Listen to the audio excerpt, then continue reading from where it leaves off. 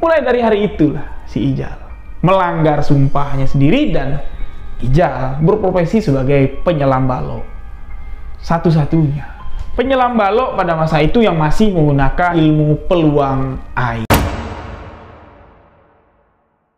Dari hari itu, hari pertama Ijal masuk ke dalam air untuk melakukan penyelaman balok dengan menggunakan ilmu peluang air yang sudah dikatakan Ijal ketika almarhum ayahnya meninggal. Aku bersumpah, ilmu ini tidak bakal aku pergunakan karena tidak ada gunanya. Ijal bersumpah tidak akan pernah menggunakan ilmu peluang air, dan nyatanya di hari itu Ijal masuk ke dalam air, menyelam ke dasar sungai dengan menggunakan ilmu peluang air. Di hari itu Ijal telah melanggar sumpah. Yang mana? Apa yang telah dilakukan Ijal? Sama sekali tidak diketahui Ijal apakah sumpah yang telah diucapkannya apakah berdampak sesuatu yang buruk di kehidupannya yang akan datang, atau ya cuman sekedar luapan emosi semata. Dari hari pertama Ijal nyelamin balok, beliau memperlihatkan sesuatu yang berbeda dari apa yang dilakukan oleh penyelam-penyelam balok yang tidak pakai ilmu peluang air, atau ya ketika Bapak Ijal dan Wak Sai ini melakukan penyelaman balok dengan ilmu peluang air. Ini berbeda sekali. Ijal dapat membuat balok yang tenggelam, ya diangkatnya ke atas, dan balok yang berat yang tenggelam tadi ini bisa timbul sendiri atau mengapung di permukaan air dengan sendirinya tanpa ada bantuan ikatan kawat sebagai penyangga supaya balok itu tidak tenggelam lagi. Inilah ya yang sedikit berbeda ilmu peluang air yang digunakan Ijal dengan ilmu peluang air yang digunakan almarhum ayah dan Wak Sai. Dari hari pertama itu Ijal cukup puas dengan apa yang telah dilakukannya. Sang istri juga sangat puas sekali dengan hasil kerja yang telah dilakukan Ijal, dengan uang yang cukup besar diterima Ijal setelah balok-balok itu dijual atau ditebus lagi oleh bos pemilik kayu. Hasilnya sangat besar sekali dan Ijal sangat merasa puas. Dari rasa puas dengan uang yang diterima, dari materi yang diterima, Ijal melanjutkan hari-harinya sebagai seorang penyelam balok. Yang mana pada masa itu, di masa Ijal turun ke dasar sungai untuk menyelami balok, penyelam-penyelam yang ada di sana ini banyak sahabat, kelompok-kelompoknya udah banyak, udah berkembang, dan mereka juga sudah menggunakan perlengkapan yang modern, yang mana sebelumnya di masa almarhum bapaknya Ijal sama Wak Sai, di masa itu mereka-mereka yang tidak memiliki ilmu peluang air, mereka ini nyelam dengan normal ya. Jadi mereka ya sekuatnya aja lah masuk ke dasar sungai untuk ngakalin gimana caranya balok ini bisa naik. Namun di zamannya Ijal, mereka-mereka yang tidak punya ilmu peluang air, mereka-mereka sudah memiliki atau menggunakan perlengkapan modern, alat bantu menyelam, alat bantu pernapasan lah untuk menyelam. Jadi walaupun tidak canggih-canggih amat alat-alat yang digunakan warga-warga pinggiran sungai Batanghari pada saat itu untuk nyelamin balok ya, mereka menggunakan kompresor yang dimodifikasi ya, jadi bisa mengalirkan oksigen dengan selang yang begitu panjang. Mereka-mereka penyelam balok yang ada di sana berpikir untuk bekerja sama dengan Ijal untuk mempermudah dan mempercepat kerja Ijal sebagai penyelam balok. Namun Ijal sama sekali tidak mau dicampuri. Ijal tidak mau ada tandem, ada partner untuk menyelam balok. Seakan-akan Ijal menunjukkan kalau aku nggak butuh lah kalian ya, kalianlah selamilah balok sendiri dengan cara kalian. Aku cukup, aku sendiri bisa menyelesaikan apa yang kukerjakan. Ya istilahnya seperti itulah keangkuhan Ijal, kesombongan Ijal. Namun ini cuman pikiran dari orang-orang yang ditolak sama Ijal untuk kerjasama. Sejatinya bukan itulah alasan Ijal menolak mereka-mereka yang mau bekerja sama dengan Ijal untuk menjadi tim penyelam balok. Bukan itu. Namun ada sebuah alasan yang akan terbuka di akhir kisah misteri ini. Singkat cerita, waktu berlalu. Ijal yang sudah menekuni profesi sebagai penyelam balok, yang setiap harinya Ijal turun ke dasar sungai menggunakan ilmu peluang air, hari demi hari kehidupannya semakin mapan. Keadaan perekonomian Ijal dan keluarga ini semakin membaik. Ijal pun kini telah memiliki seorang anak. Istri Ijal yang tadinya mengandung, kini telah melahirkan seorang anak perempuan. Putri cantik yang sangat disayangi oleh Ijal. Kelahiran Putri Ijal membuat kinerja Ijal sebagai penyelam balok semakin giat, semakin rajin, semakin ulet. Yang mana seminggu biasanya di masa-masa ketika putrinya si Ijal ini belum lahir, palingan dia turun ke air itu 4 hari lah. Namun setelah putri kesayangan Ijal lahir, Ijal di sini hampir setiap hari dia turun ke air. Sampai-sampai banyaklah yang memperingat Ijal. Jal, takkan lari gunung dikejar, apalagi yang mengejarnya si burung bangau. Takkan lari rezeki yang kau cari, apalagi dengan memiliki kemampuan seperti kamu. Turun ke dasar sungai, ini sama sekali tidak masalah. Ya istirahatlah Jal. Walaupun ilmumu sudah terbukti, teruji, namun fisikmu itu belum tentu dapat menopang pekerjaan yang kau lakukan. Tapi Ijal sama sekali tidak mau mendengarkan. Ya seakan-akan Ijal ini mulai egois dan serakah lah. Seakan-akan ada target yang ingin dicapai, ingin dikejar oleh Ijal. Ijal terus tiap hari turun. Dengan apa yang dilakukannya otomatis perekonomian uang yang dihasilkan Ijal dari pekerjaan itu ini semakin banyak, semakin banyak, semakin banyak, sampai-sampai di mana? Yang tadinya rumah istrinya si Ijal, rumah keluarga istrinya Ijal ya, yang ada di kampung sebelah, 2 kampung dari kampungnya si Ijal, dari dermaga tempat Ijal sering nyelamin balok ini, yang tadinya rumah sederhana, rumah yang terbuat dari papan semi permanen. Ya, setelah Putri Ijal berusia 2 tahun, rumah itu sudah berubah menjadi rumah permanen, rumah beton dan megah dan mewah. Semua didapat Ijal dari hasil menjadi seorang penyelam balok dan menggunakan ilmu peluang air. Ijal seakan-akan lupa dengan sumpah yang pernah diucapkannya hingga pada suatu ketika di usia putri kesayangan Ijal masuk di usia 5 tahun. Di masa-masa itu Ijal kerap kali membawa putrinya ini untuk ikut bekerja ya. Jadi semasa kecilnya Ijal kan Ijal sering dibawa bapaknya untuk nyelamin balok. Jadi ketika bapak Ijal nyelam balok, Ijal ini ditinggal di tepian sungai, bermainlah di tepian sungai. Dan begitu juga lah putri kesayangan si Ijal di usianya masuk di usia 5 tahun. Ini sering diajak Ijal. Jadi putrinya ini mainlah di pinggiran sungai, di balai-balai dekat dermaga yang dulu dibuat sama Ijal, tempat Ijal ngintai, tempat Ijal bersantai. Disitulah putrinya Ijal sering bermain, ditinggal Ijal, sedangkan Ijal masuk ke dalam air dia nyelamin balok. Seringkali putrinya itu dibawa, sampai-sampai ya, orang-orang yang ada di sekitaran dermaga ini kenal dengan putrinya Ijal. Mereka senang melihat anaknya Ijal yang cantik dan jenaka ini. Namun ada beberapa orang juga yang memperingatkan Ijal kalau anaknya jangan terlalu sering dibawa ketika Ijal kerja.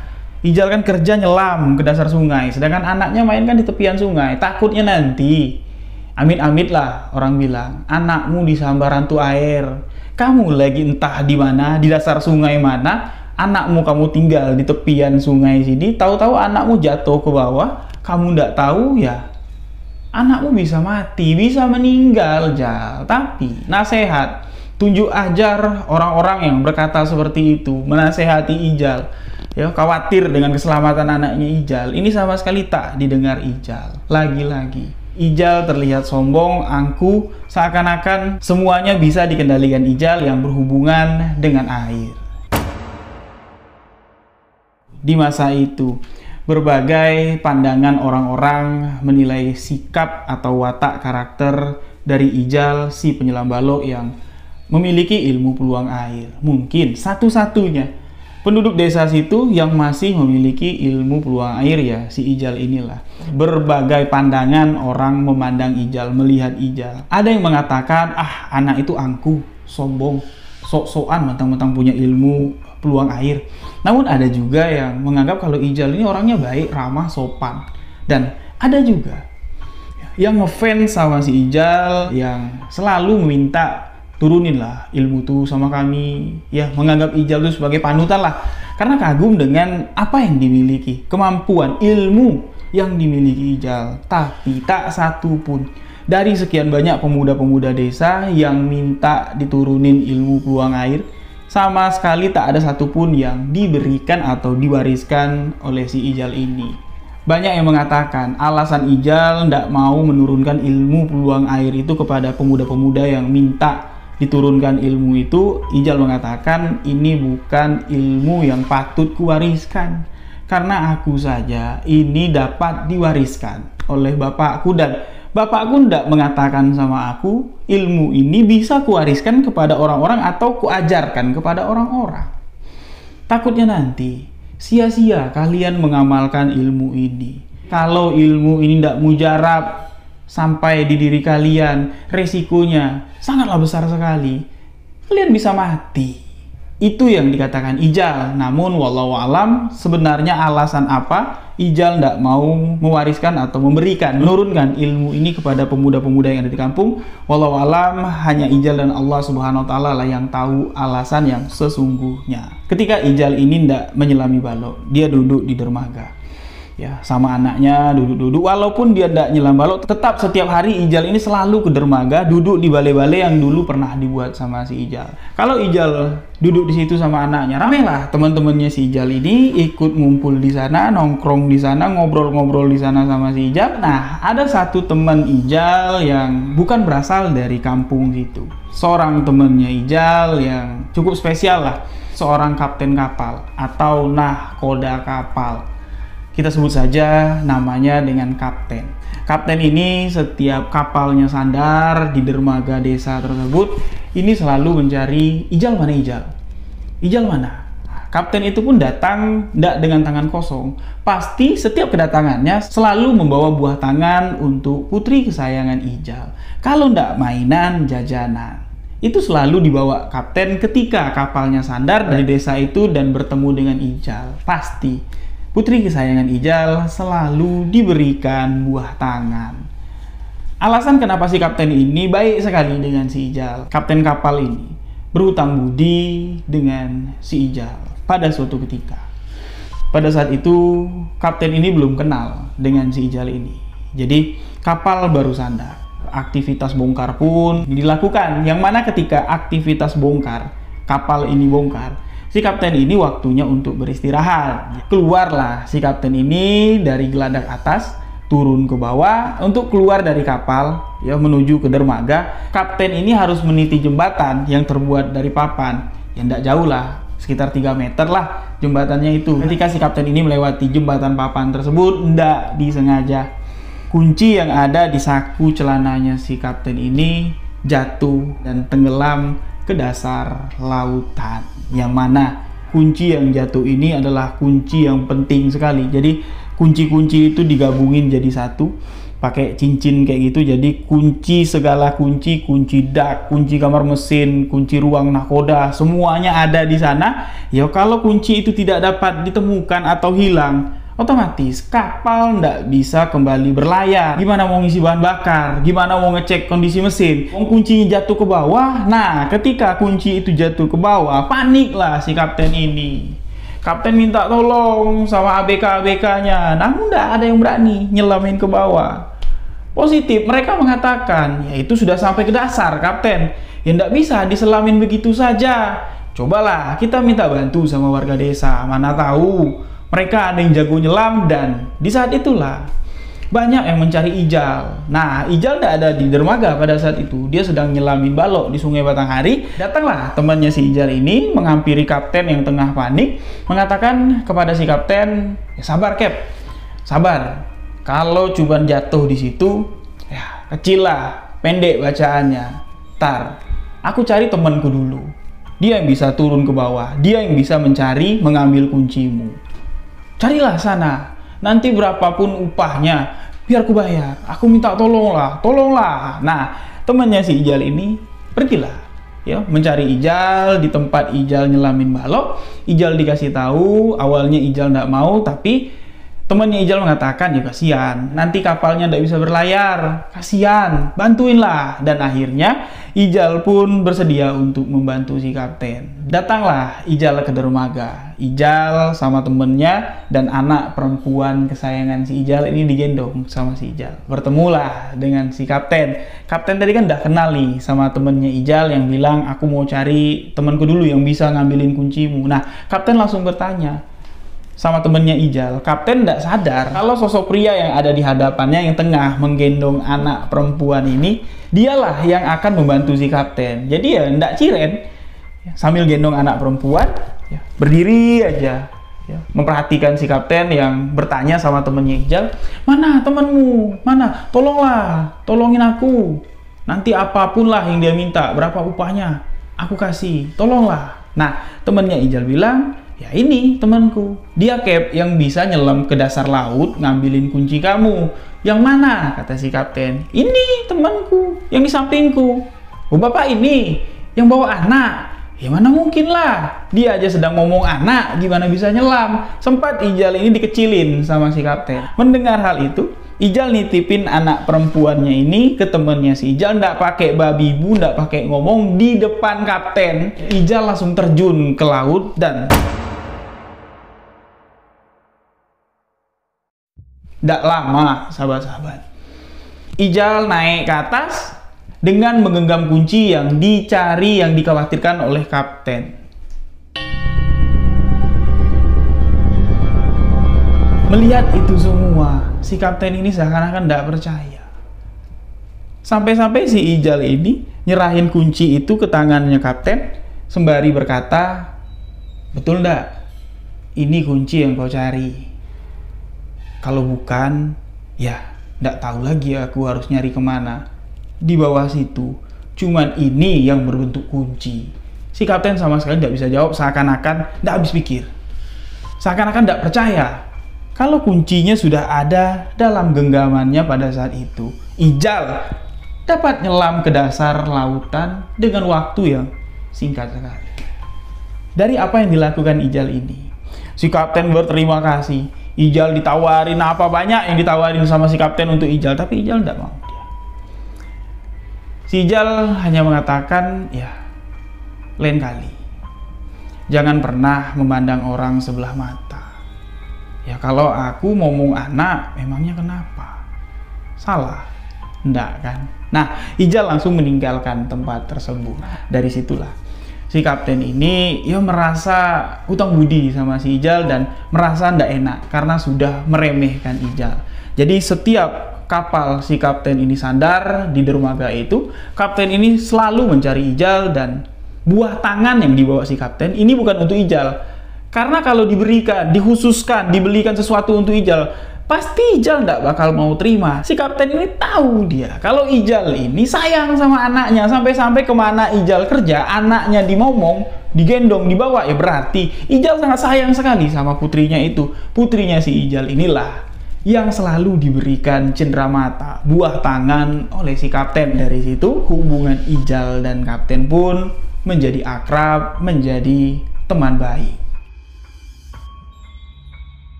Sampai di mana pada suatu ketika orang-orang yang ada di pinggiran dermaga, ya, yang ada di sekitaran dermaga lah, di sekitar balai-balai tempat anaknya si Ijal ditinggal, tempat anaknya Ijal bermain sembari menunggu Ijal yang tengah menyelami balau.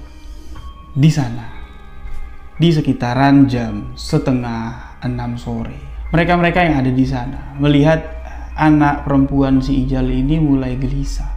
Warawiri ndak karuan sembari menangis seraya menyebut, ayah, ayah, pulang, ayah, pulang ya, pulang.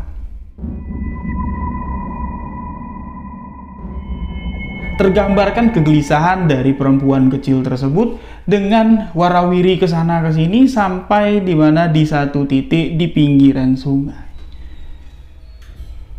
Bocah perempuan tersebut duduk menatap ke arah sungai, menangis sejadi-jadinya di sana, menyebut, "Ayah, pulang ya! Ayah, pulang ya!" Tangisan itu terdengar sangat menyedihkan sekali. Suara tangis itu membuat orang-orang yang ada di sana berkumpul. Mereka yang ada di sana ya baru sadar. Loh, Ijalnya mana? Loh, kok anaknya nangis kayak gini? Biasanya di jam 4 sore, ya paling telatnya di jam 5 sore lah, Ijal itu sudah naik, udah ndak nyelamin balok lagi. Tapi ini sudah mau jam 6 sore, sudah mau gelap, tapi Ijal ndak kunjung naik ke atas. Anaknya menangis mencari Ijal.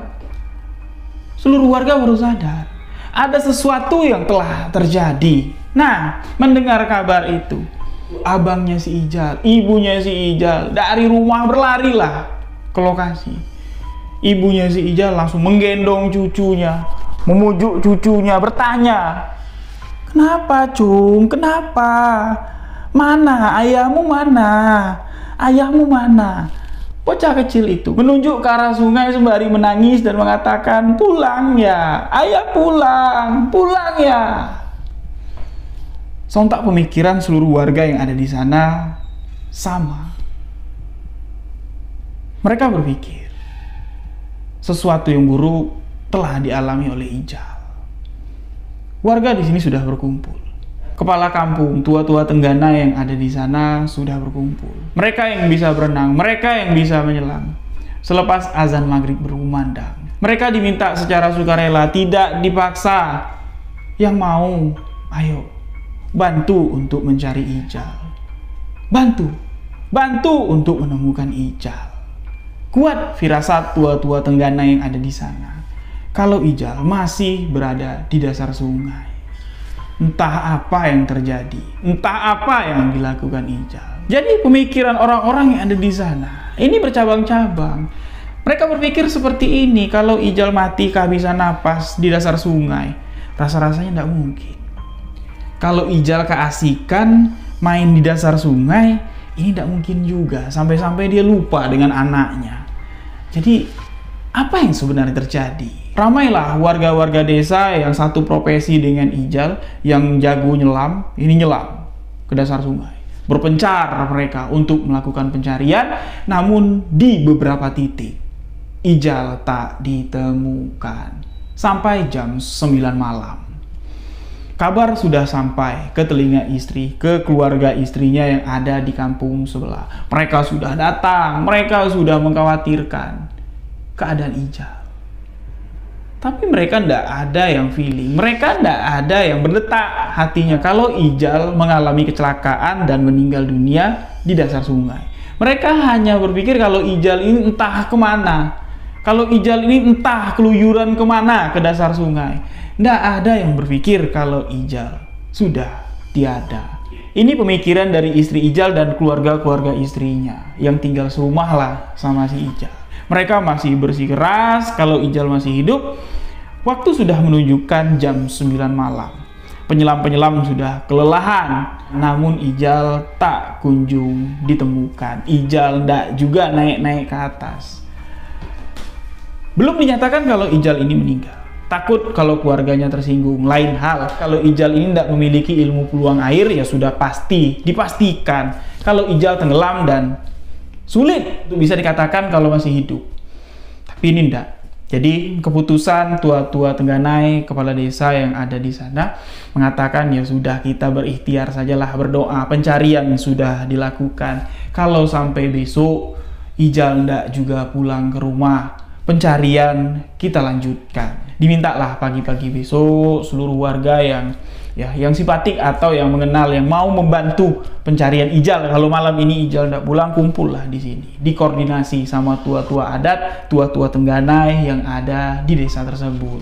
Karena ya sudah dikatakan dari awal, Ijal ini adalah keturunan warga asli, keturunan orang asli tempat tersebut, dan satu-satunya yang masih memiliki ilmu peluang air. Jadi ya Ijal ini diprioritaskan lah dalam pencarian ini. Jadi heboh lah saat Ijal hilang dalam penyelamannya. Nah, lewatlah malam itu. Jadi dari sebelah keluarga istrinya Ijal di malam itu, setibanya mereka di rumah, mereka masih belum percaya kalau Ijal ini meninggal dunia atau mengalami kecelakaan. Jadi mereka masih yakin, masih percaya kalau di malam itu juga Ijal akan pulang. Jadi mereka berkumpul lah. Sebagian masih berjaga, mereka berdoa meminta kepada Allah SWT ya keselamatan lah agar Ijal cepat pulang ke rumah. Menurut apa yang disampaikan oleh istrinya Ijal tentang situasi pada malam itu, malam pertama ketika Ijal pulang, kuat hati istrinya Ijal ini mengatakan kalau abang belum mati, abang pasti pulang pada malam ini. Kisaran masuk jam 1 dini hari, istrinya Ijal kekeh masih belum mau tidur walaupun mata mengantuk, pikiran kalut. Jadi anaknya sudah tidur di dalam kamar. Rumah Ijal pada saat itu kan sudah rumah gedongan, rumah permanen. Jadi yang tinggal bangun di rumah itu cuman istrinya Ijal doang. Yang lainnya udah pada tidur.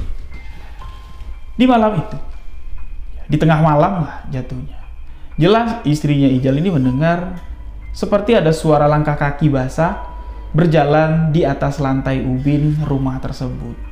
Terdengar suara langkah kaki yang khas, gemericik air dari kaki yang basah ketika melangkah di atas ubin.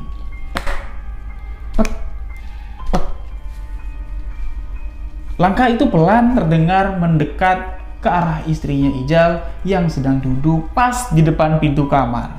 Di dalam kamar, anak perempuan Ijal tengah tertidur. Suara langkah itu terdengar jelas sekali, namun tak ada perwujudan yang terlihat. Istrinya Ijal sempat memperhatikan dari mana sumber suara ini, namun karena tidak ada sosok yang terlihat, ya sudah, istrinya Ijal pun mengabaikan. Istrinya Ijal kembali berdoa, meminta kepada Allah untuk kepulangan sang suami dan ya, keselamatan lah untuk sang suami. Tidak lama setelah suara langkah kaki itu terdengar dari dalam kamar, suara cekikikan, suara riang, suara canda tawa dari anak perempuan Ijal ini terdengar jelas sekali. Sambil sesekali berkata, ya, ayah pulang. Ayah dari mana? Ya, ayah dari mana? Ayah pulang, ayah pulang. Sontak, istri Ijal yang mendengar itu langsung berdiri.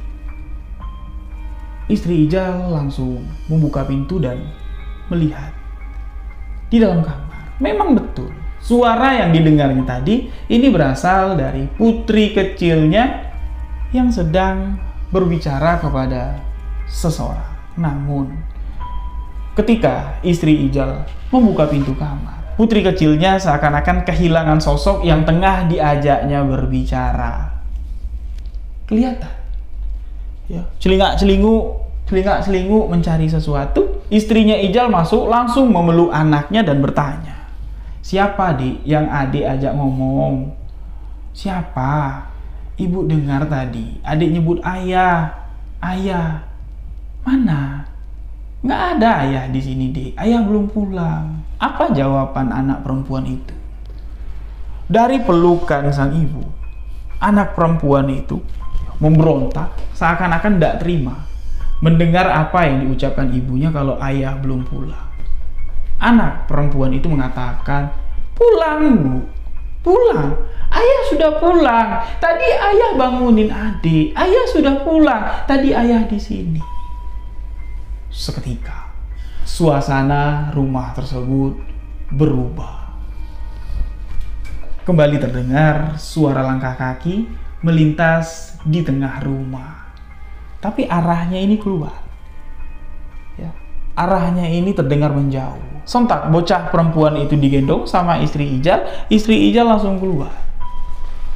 Langsung mencari sumber suara langkah kaki yang barusan terdengar. Apa yang ditemui istrinya Ijal setibanya di luar?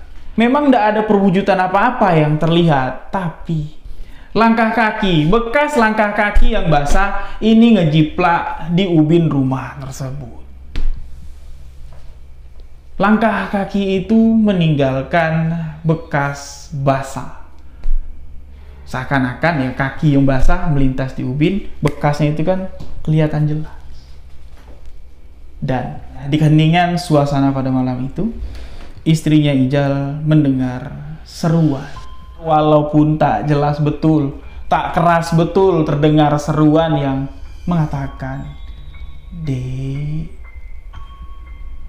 Dek, Abang pulang, Abang pulang."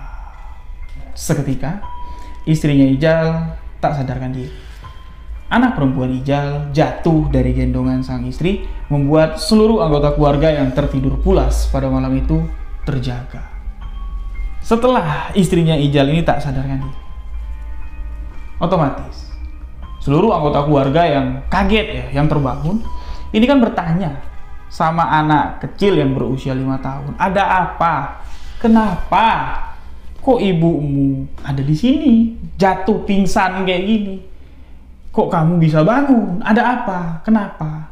Apa yang disampaikan oleh anak perempuan Ijal ini membuat seluruh anggota keluarga merasa antara percaya dan tidak dengan apa yang barusan terjadi, yang telah mereka lewatkan ketika tidur.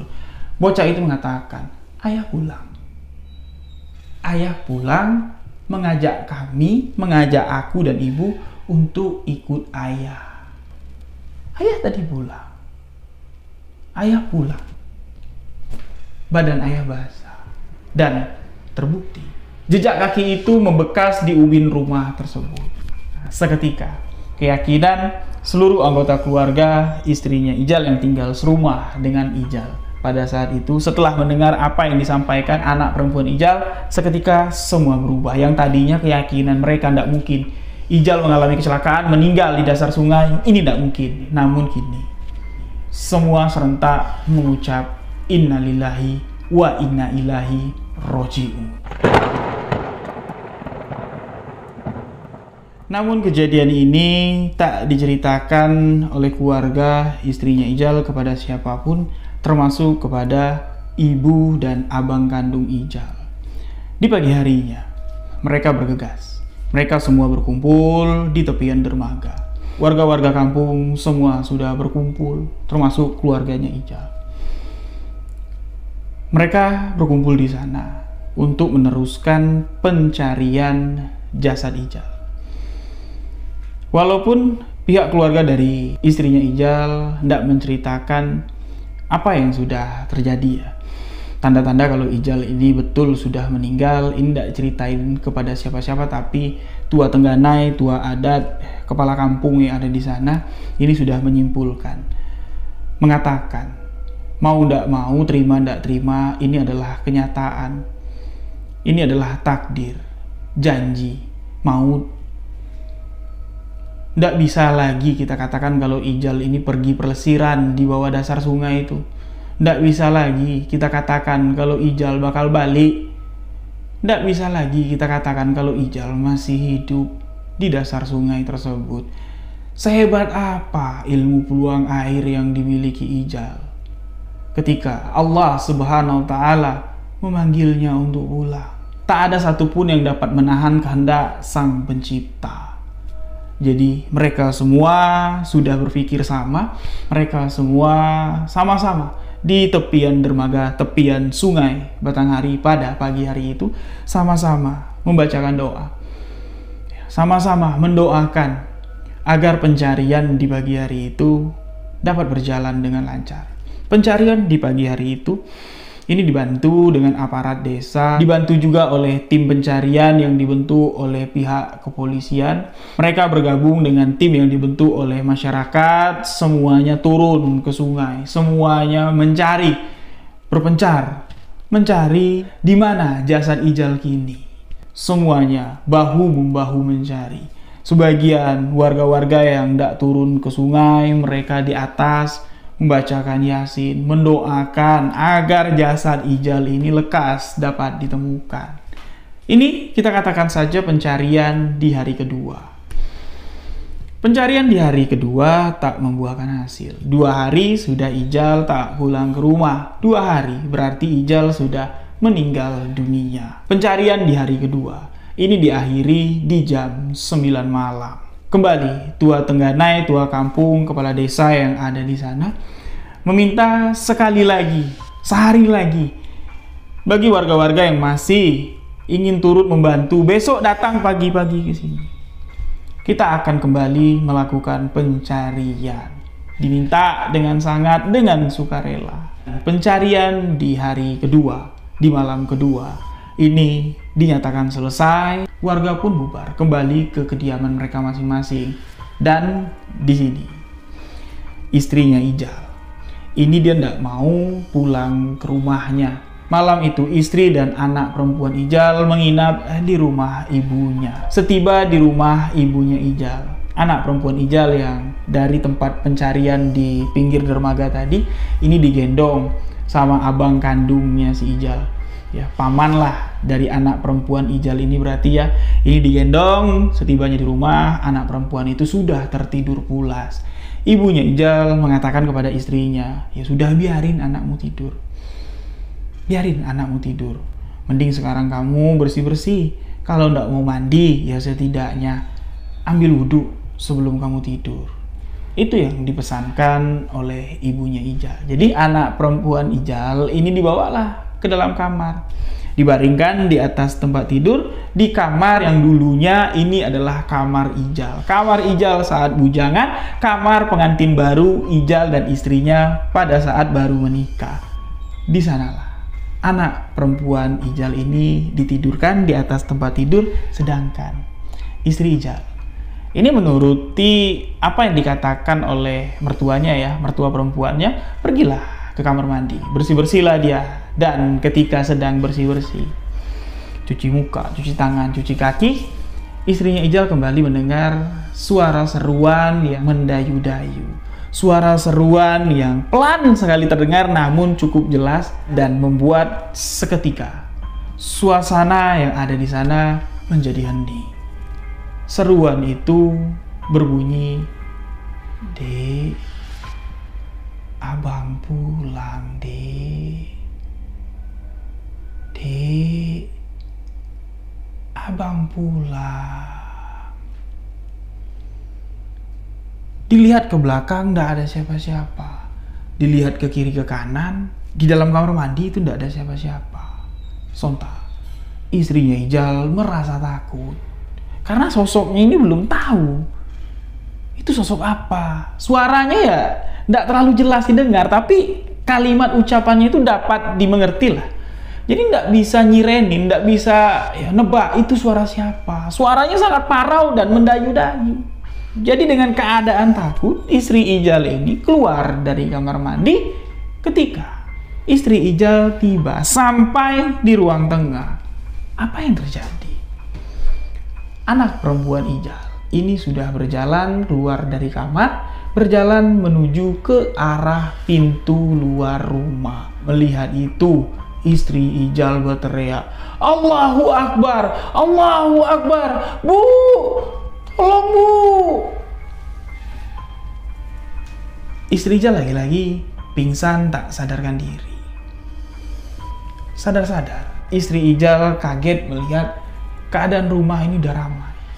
Banyak warga berkumpul. Istri Ijal langsung bertanya, "Anakku, anakku mana, Bu? Mana, Bu, anakku?" Ibunya Ijal mengatakan, Ada sedang tidur di kamar." "Dah, kamu ndak usah pikirin anakmu dulu. Anakmu baik-baik saja. Sekarang yang ibu tanya, kamu kenapa? Apa yang membuatmu sampai pingsan? Apa yang kau lihat? Apa yang kau rasakan?" Saat itu, warga kan ramai nih, tetangga-tetangga kan ramai. Istrinya Ijal tidak menceritakan yang sebenarnya, dia lebih memilih untuk diam. Setelah warga-warga bubar, barulah di pagi harinya, istri Ijal mengungkapkan, menceritakan apa yang dilihatnya semalam yang menyebabkannya pingsan dan apa yang dialaminya kemarin malam.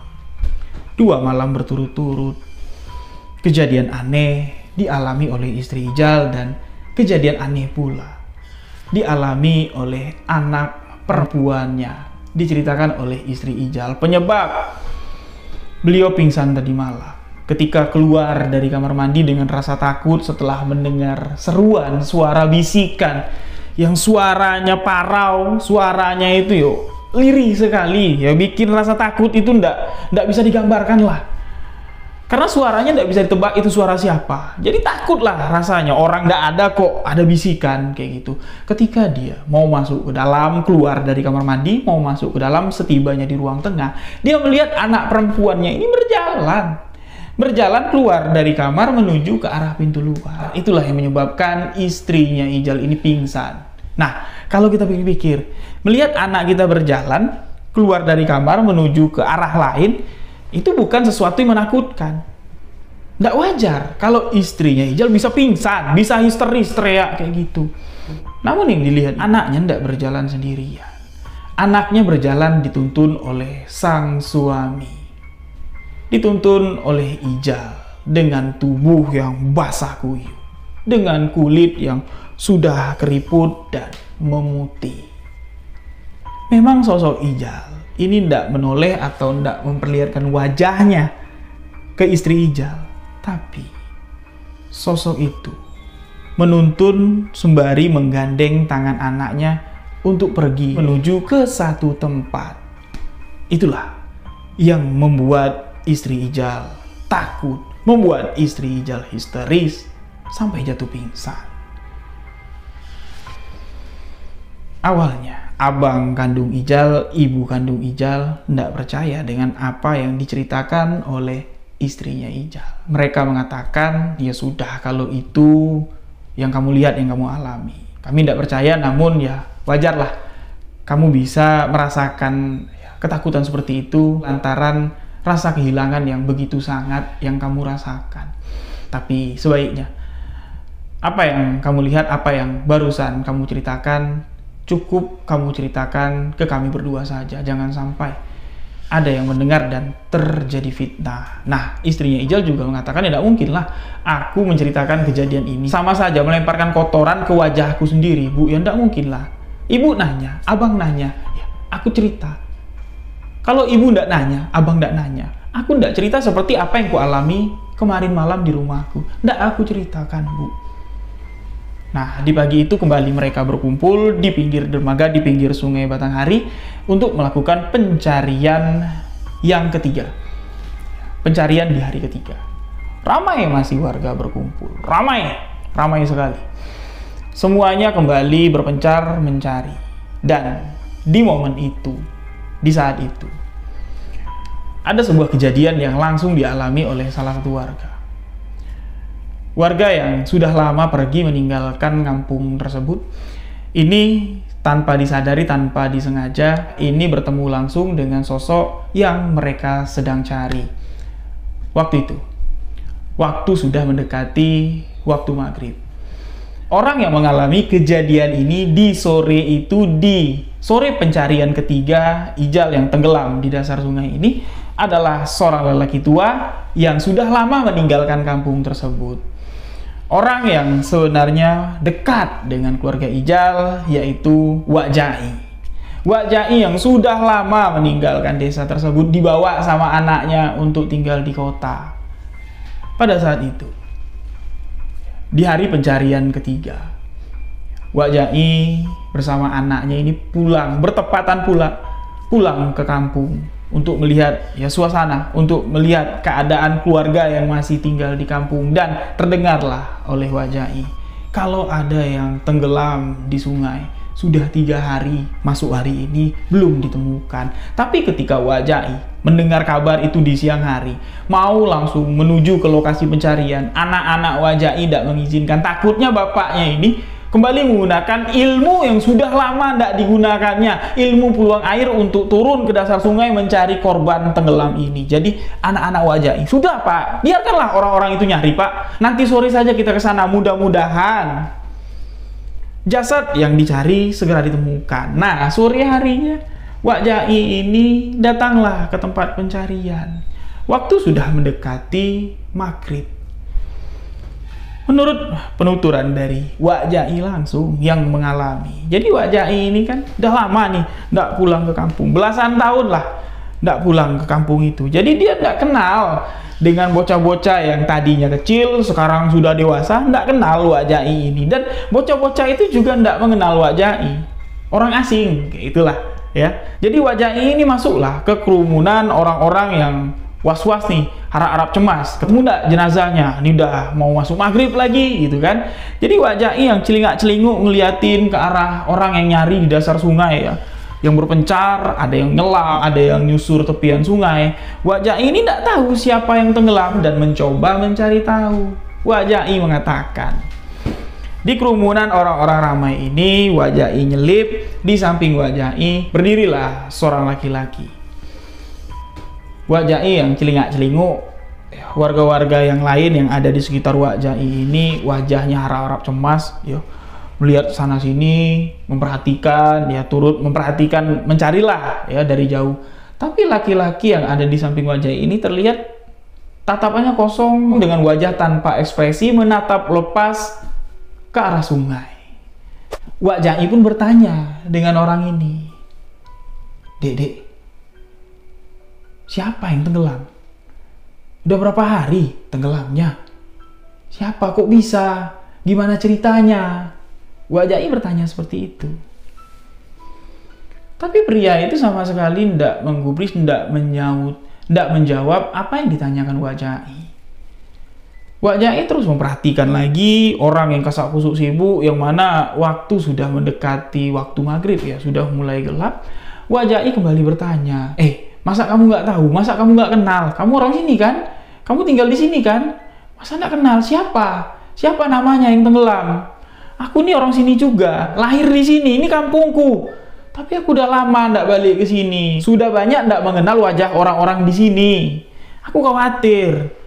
Aku takutnya nanti sanak familiku yang tenggelam di sana, yang belum ditemukan. Kamu kenal nggak? Kamu tahu nggak? Lagi-lagi, orang yang ditanya Wak Jai ini tidak menjawab sepatah kata pun apa yang ditanyakan Wak Jai.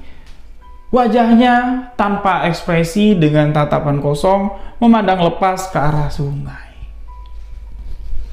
Sampai di mana?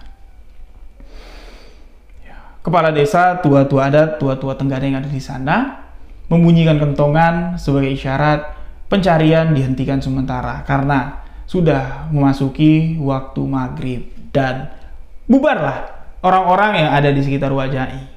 Sebelum semuanya bubar, ya, semuanya meninggalkan tempat tersebut, meninggalkan Wak Jai sendirian dan pria yang sedari tadi tidak nyaut apa yang ditanya Wak Jai, pria ini tiba-tiba menolehkan pandangannya ke arah Wak Jai, ke samping kiri posisinya, dan pria itu tiba-tiba saja berkata kepada Wak Jai dengan mengatakan, "Kenapa mereka mencari di sini?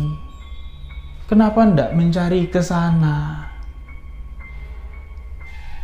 Nunjuk jelas ke satu titik ke arah dalam sungai, ke sana. Wak Jai yang mendengar itu, ini keheranan. Tadi kutanya panjang lebar, kau ndak jawab. Kok sekarang tiba-tiba sok-sokan tahu pula? Nunjukin di mana titik pencarian yang seharusnya dicari. Wak Jai yang mau bertanya ya, "Kau ini siapa? Kau tahu dari mana?" Belum lagi Wak Jai berucap seperti itu, seketika laki-laki itu menurunkan tangannya, membalik badannya dan menghilang di kerumunan orang-orang yang baru bubar dari pinggiran Sungai Batanghari. Hilang seketika. Wak Jai tidak dapat melihat kelibatnya lagi. Hilang di kerumunan orang-orang itu. Nah, di sini ya, Wak Jai mulai berdetak. Wak Jai yang memiliki kebatinan di sini baru sadar bahwa baru saja ada sesuatu yang tidak lazim dialami oleh Wak Jai. Nah, setelah semuanya bubar, Wak Jai memperhatikan satu persatu. Terlihatlah seorang wanita tua, seorang perempuan muda sembari menggendong anak dengan seorang laki-laki bertubuh tegap. Ini berjalan naik dari bawah, ya, naik ke pinggiran sungai ke arah dermaga, mau ke arah ke desa. Nah, berpapasanlah dengan si Wak Jai. Ketika berpapasan, pria yang bertubuh tegap ini berhenti dan menatap wajah Wak Jai. Wak Jai pun menatap pria tersebut. Mereka saling kenal dan saling menyapa. "Wak Jai, kau kenal aku? Kenal lah, Wak lupa kami. Nah, wanita tua yang sedari tadi berjalan menunduk sembari menahan tangis, mendengar nama Jai, ini mengangkat dagunya dan terlihatlah wajah wanita tua yang sedari tadi menunduk sembari menahan tangis ini. Wak Jai mengenali, ternyata ini istri sahabatku. Kau siapa? Aku anaknya. Nah, kalian kenapa menangis? Siapa yang kalian tangisi? Ibunya Ijal berkata, anakku Ijal. Hah? Ijal? Nah, jadi karena azan maghrib ini berkumandang pada saat itu, nggak baik ya ngobrol di tengah jalan kayak gitu. Jadi abangnya Ijal mengajak Wak Jai, ayo Wak, ke rumah dulu Wak, mungkin Wak bisa bantu kami Wak. Nah, ikutlah Wak Jai ini ke rumah keluarganya Ijal. Setibanya di rumah keluarganya Ijal, diceritakan semua oleh abangnya Ijal, kronologinya seperti apa. Ijal yang mewarisi ilmu bapak. Ijal itu adikku yang dulu sering dibawa sama bapak untuk nyelami balok sama Wak, masa Wak lupa. Mulailah Wak Jai di sini kayak flashback pikirannya, ingatannya itu di flashback ke belakang, ke masa-masa pada saat itu, menggambarkan karakter wajah Ijal kecil dan digambarkan kalau Ijal besar ini wajahnya seperti apa. Seketika saja Wak Jai di sini tertunduk dan mengucapkan Allahu Akbar, innalillahi wa inna ilaihi rajiun. Allahu Akbar, Allah bertakbir terus sembari menahan air mata yang tak terbendung lagi. Menangis orang tua itu. Innalillahi, ya Allah, ada apa nih? Ada apa sebenarnya? Wak Jai sudah bertak ke arah yang berbeda. Bingunglah keluarganya Ijal. Wak Jai menjelaskan, langkahku kembali ke kampung ini setelah belasan tahun dibawa anakku tinggal di kota ini bukanlah langkah sembarangan, langkah yang sudah ditakdirkan oleh Allah, langkah yang sudah ditentukan oleh Allah untuk dapat kembali ke sini, ke tanah kelahiranku. Ini semua pasti bukan kebetulan belaka. Aku pulang ke kampung ini, kejadian ini terjadi. Ada apa sebenarnya? Itu pertanyaan Wak Jai dan pertanyaan dari keluarganya si Ijal kepada Wak Jai. Sekiranya apa yang Wak ketahui, aku tahu. Aku diberitahu oleh Ijal yang tadi bertemu dengan aku sebelum maghrib tiba. Semuanya pada umum. Maksudnya Wak, ya boleh percaya boleh tidak. Orang yang tadi kutanya siapa yang meninggal, siapa yang tenggelam, yang tidak jawab pertanyaanku, yang tiba-tiba saja sebelum orang bubar dari tepian sungai mengatakan tuh, coba cari di sana, menunjuk satu tempat dan tiba-tiba saja orang itu menghilang di keramaian. Aku rasa aku telah bertemu dengan arwah almarhum Ijal. Beliau telah menunjukkan di mana titik tenggelamnya, di mana kita dapat menemukan jasad almarhum yang sudah tenggelam. Pecahlah tangis keluarga almarhum Ijal di malam itu. Selesai maghrib, semua warga kembali berkumpul untuk melakukan pencarian. Tapi sayangnya, pencarian pada malam itu ini adalah pencarian terakhir. Kepala kampung, kepala desa, kepala adat yang ada di sana mengatakan ya batasnya sampai jam 10 malam.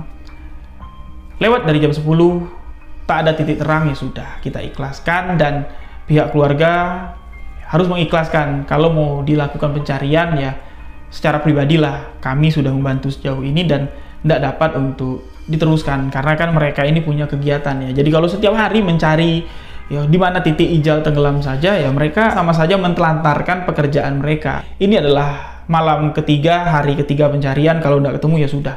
Kalau keluarga mau melanjutkan pencarian, itu dilakukan ya secara pribadi.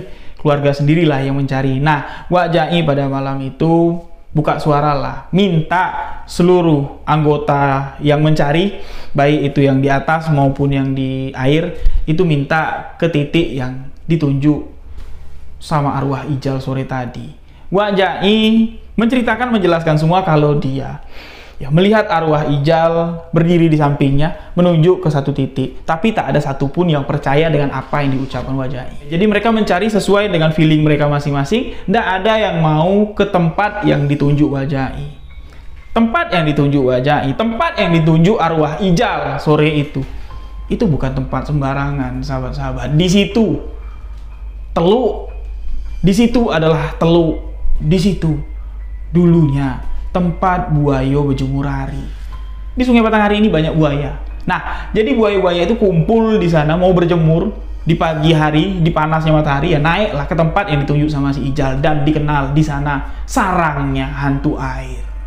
Jangankan mau berenang malam-malam ke sana, nyelam, naik perahu saja, perahu kayu saja, lewat sana malam-malam, itu jarang ada yang berani. Berani pun perahunya boleh dikatakan 10 yang lewat, paling 3 yang tidak tenggelam, rata-rata karam ketika lewat teluk itu di malam hari, karena di sana dipercaya sarangnya hantu air. Tidak ada yang berani pada malam itu mencari ke arah sana. Wak Jai mau turun, usianya sudah tidak muda lagi, dan anak-anak Wak Jai pun melarang. Pencarian pada malam itu pun tidak membuahkan hasil, dan diakhirilah pencarian titik tenggelam almarhum Ijal pada malam itu. Pihak keluarga pun pulang. Kembali di sini istri dan anak Ijal balik dia ke rumah ibunya si Ijal ya.